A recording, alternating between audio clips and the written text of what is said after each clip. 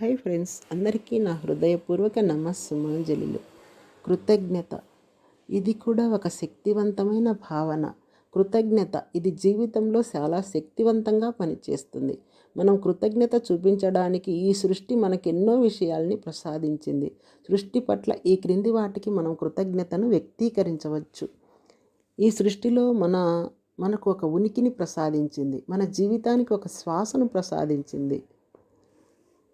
మన అవసరాల్ని తీర్చడానికి పంచభూతాలు సృష్టించబడ్డాయి. మనం ఆస్వాదించడానికి ఎంతో ప్రకృతి సౌందర్యం ఉన్నది. ఎన్నో లోకాలు, నక్షత్ర మండలాలు, విశ్వాలు మన కోసం ఉన్నాయి. మనల్ని చిరంజీవులైన ఆత్మ పదార్థాలుగా సృష్టించింది. మనకెన్నో శక్తుల్ని ప్రసాదించింది. శారీరక శక్తి, మానసిక శక్తి, ఆత్మశక్తి మొదలైనవి.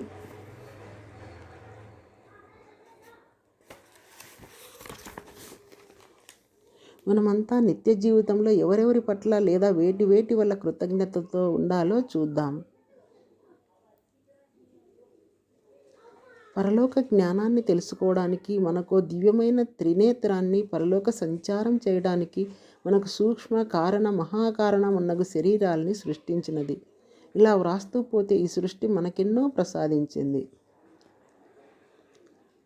మనము నిత్య జీవితంలో ఎవరెవరి పట్ల లేదా వేటి పట్ల కృతజ్ఞతతో ఉండాలో చూద్దాం.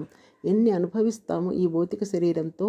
భౌతిక శరీరాన్ని మనకు ప్రసాదించిన మన తల్లిదండ్రుల పట్ల, మనకు ప్రాణశక్తిని మరియు శ్వాసను ప్రసాదించిన దైవత్వం పట్ల, ఎన్నింటినో మనకు ప్రసాదించిన ఈ జీవితం పట్ల, మన భౌతిక శరీరం పట్ల, అది అందించే సుఖాల పట్ల, మన సొంత ఆత్మశక్తి పట్ల, ఈ జీవనం సాగే తీరుతెన్నుల పట్ల, మన కుటుంబ సభ్యుల పట్ల, మనకు ధ్యానం నేర్పిన వారి పట్ల, ప్రపంచానికంతా జ్ఞానం నేర్పుతూ ఈ భూమండలాన్ని ప్రక్షాళనం గావిస్తున్న పరమ గురువుల పట్ల, ఆహార పదార్థాల పట్ల, పానీయాల పట్ల, మనకు మనోరంజకాన్ని కలిగించే ఆటలు, చిత్రాలు, పుస్తకాలు, వీడియో మొదలగు వాటి పట్ల, పంచభూతాల పట్ల, సూర్యచంద్రుల పట్ల, ఈ యావత్ జగత్తు పట్ల, మీ ఇల్లు, మీ ఉద్యోగం చేసే లేక మీరు సంచరించే ప్రదేశాల పట్ల, మీరు సంపాదిస్తున్న డబ్బు పట్ల, మీకున్న ఆరోగ్యం పట్ల, మీకున్న చక్కటి ప్రేమపూరితమైన సామరస్యమైన సంబంధ బాంధవ్యాల పట్ల, మీరు సాధించుకున్న విజయాల పట్ల, సంగీతము, నృత్యము, చిత్రలేఖనం, కవిత్వం మున్నగు వాటి పట్ల, మనకు ఆనందం కలిగించే చిన్నపిల్లల బోసి నవ్వుల పట్ల, మనం ఎలా జీవించాలో నేర్పే ఆధ్యాత్మికత పట్ల, మనం వాడే వాహనాల పట్ల, మనం ఉపయోగించే సామాగ్రి, పనిముట్లు, వస్తువులు మొదలగు వాటి పట్ల, ఇలా వ్రాస్తూ పోతే లిస్టు అనంతంగా సాగుతూనే ఉంటుంది. ఇలా ఎన్నో విషయాల పట్ల మనం కృతజ్ఞతాభావంతో మునిగిపోవాలి. కానీ మానవుడి దృష్టి అంతా తనకు లేని దానిపై ఉంటుంది. అందువల్ల మనం లేని వాటిపై దృష్టి పెట్టి వాటిని ఇంకా మన జీవితాల్లో లేకుండా చేసుకుంటున్నాము. కానీ అసలు ఆధ్యాత్మిక సూత్రం ఏమిటంటే, మనకు ఉన్న వాటి పట్ల కృతజ్ఞతతో ఉంటే అవి వృద్ధి చెందుతాయి. మరి మనకు లేనివి మనం ఆశించేవి మన వైపుకు ఆకర్షించబడతాయి.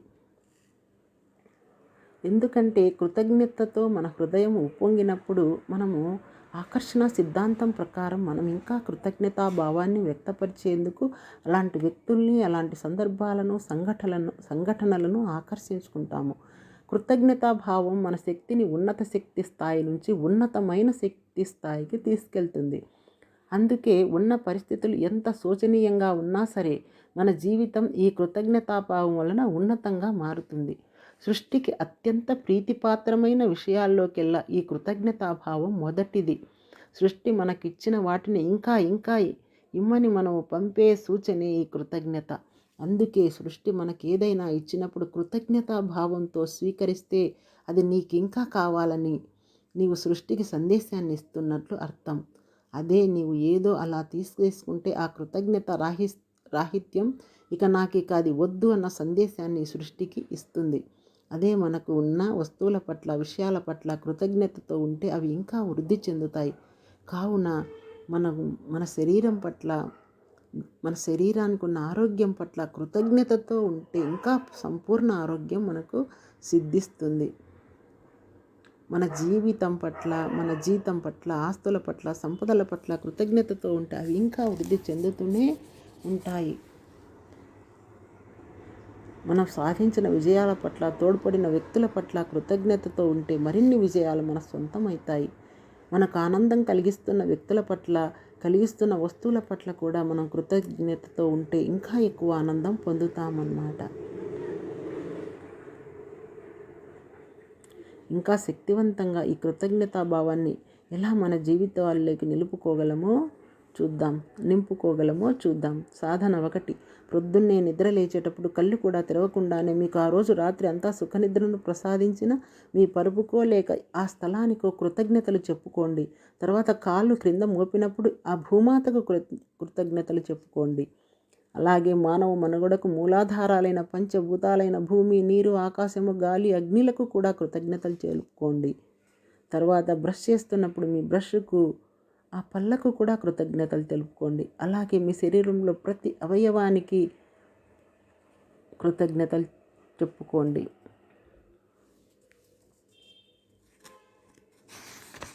మన లోపలి అవయవాలకు, ప్రతి అవయవానికి మన శరీరంలో మనల్ని ఎంతో అద్భుతంగా మనల్ని తయారు చేస్తున్న మన శరీరానికి కృతజ్ఞతలు తెలుపుకోవాలి. శరీరంలోని ప్రతి అవయవానికి, ప్రతి కణజాలానికి, ప్రతి కణానికి కూడా కృతజ్ఞతలు తెలుపుకోవాలి.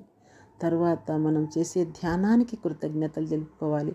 మనం త్రాగే నీటికి, మనం తినే ఆహారానికి, మన కుటుంబ సభ్యులకు అన్నిటికీ మనము కృతజ్ఞతలు తెలుపుకోవాలి.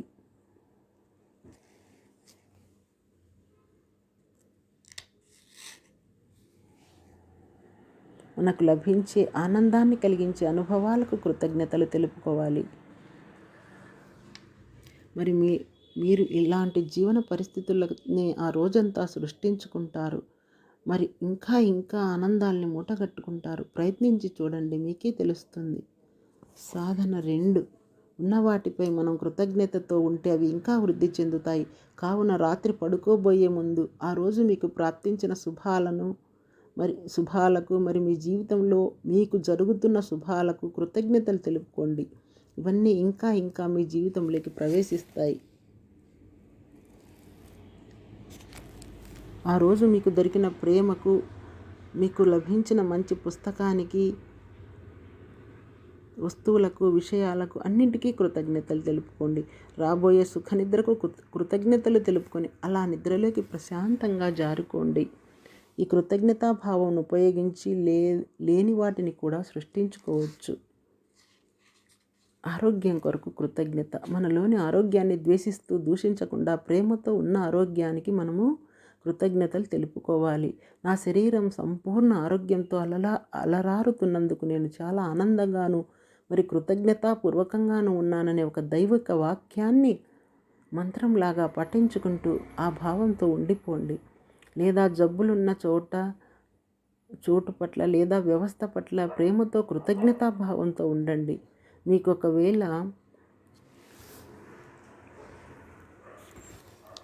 ఒకవేళ గుండె జబ్బు ఉంటే నా గుండె చక్కటి ఆరోగ్యంతో ఉన్నందుకు నేను చాలా ఆనందంగాను కృతజ్ఞతతోనూ ఉన్నానని అనుకుంటూ భావిస్తూ ఉండండి.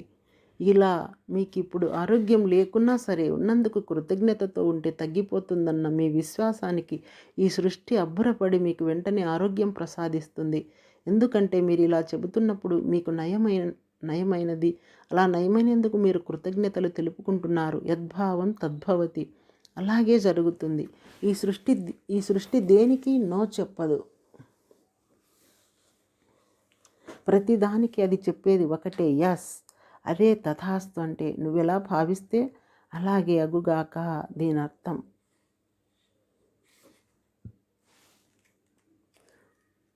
అలాగే మన సంబంధ బాంధవ్యాల కొరకు కూడా కృతజ్ఞతతో ఉండాలి. నాకు ఈ జీవిత సర్వస్వంలోనూ మరి సకల సృష్టిలోనూ నా సంబంధ బాంధవ్యము చాలా సామరస్యంగా ఉన్నందుకు నేనెంత ఆనందంతోనూ మరి కృతజ్ఞతతో ఉన్నానని చెప్పుకోవాలి.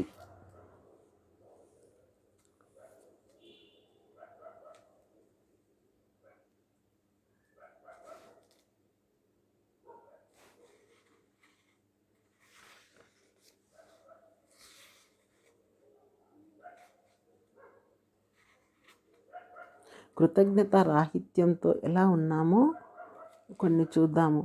నాకు ఈ జీతం సరిపోదు, నా జీవితం ఎప్పుడూ నాకు అనుకూలించదు, నా ఆరోగ్యం బాగుండదు, నాకు ఇతరులతో సంబంధ బాంధవ్యాలు అసలే బాగుండవు, ఈ జీవితం నాకెందుకు ఇచ్చావురా దేవుడా, అబ్బా నేనేం చేశానో, ఏం పాపం చేశానో, అంతేనా, ఇదెక్కడ పోతుంది, ఇలా ప్రతిదీ మనము ఫిర్యాదులు చేస్తూ ఉంటాము.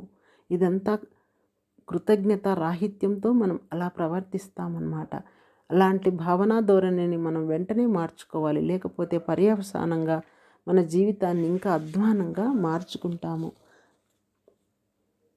పైన మనం చెప్పుకున్న వాక్యాలను కృతజ్ఞతాభావంతో మార్చి చూడండి. మీ హృదయంలో ఎంత సద్భావన కలుగుతుందో గమనించండి. కావున మిత్రులారా, ఆ కృతజ్ఞతాభావాన్ని సాధన చేసి అదే మీ జీవిత విధానంగా మార్చుకోండి. ఆ కృతజ్ఞత గురించి ఒక్క మాట చెప్పుకుందాము. ఉదాహరణకు మీకు ఒక చిన్న పిల్లవాడు ఒక చాక్లెట్ ఇచ్చాడు అనుకుందాము.